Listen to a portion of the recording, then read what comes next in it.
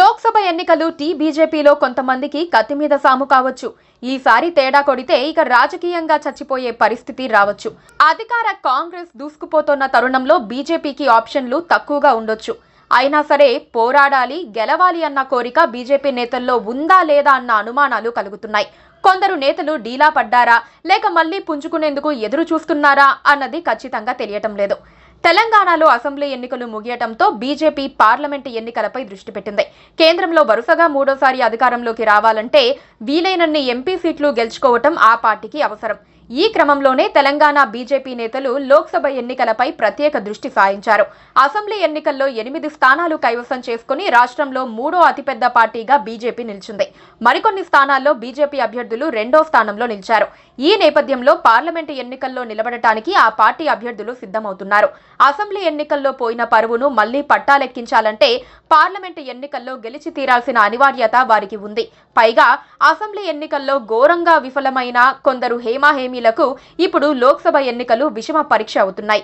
వీరిలో కిషన్ రెడ్డి, ధర్మపురి అరవింద్, బండి సంజయ్ లాంటి వారు ముందు వరుసలో ఉన్నా అసలు పరీక్ష హుజూరాబాద్ లో ఓడిపోయిన రాష్ట్ర మాజీ మంత్రి ఈటెల రాజేందర్ కు ఉంటుందనే చెప్పాలి.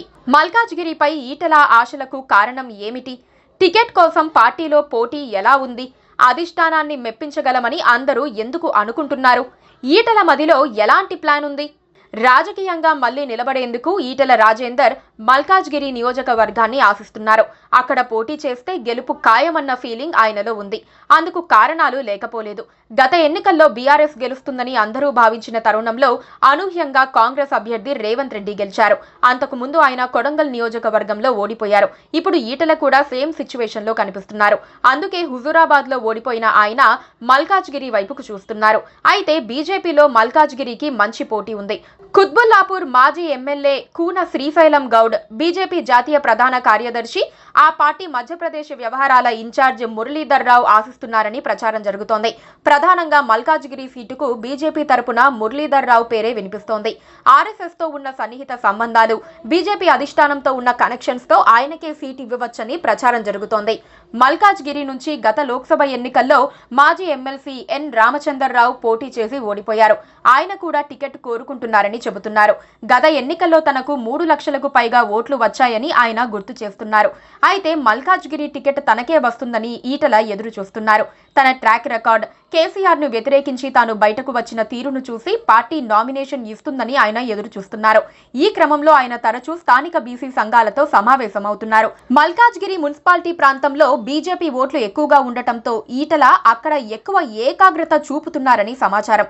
ఇప్పటికిప్పుడు అంచనా వేయాలంటే మల్కాజ్గిరి కాంగ్రెస్ పార్టీ చేతిలో ఉంది. రేవంత్ సీఎం అయిన తర్వాత ఆయన ప్రాబల్యం కూడా మల్కాజ్గిరిపై కనిపించే అవకాశం ఉంది. బీఆర్ఎస్ కూడా మల్కాజ్గిరి కోసం ప్రత్యేక స్కెచ్ వేసి ఉందని చెబుతున్నారు. వీటన్నిటిని దాటుకొని ఈటెల ఎలా నెగ్గుకు వస్తారన్నదే పెద్ద ప్రశ్న. కాకపోతే ఏటికి ఎదురు ఇదటం ఈటెలకు మొదటి నుంచి అలవాటే. అదే ఆయన ధైర్యానికి కారణం కావచ్చు. ముందు పార్టీ టికెట్ దక్కితే సగం గెలిచినట్లేనని ఈటెల ఎదురు చూస్తున్నారు.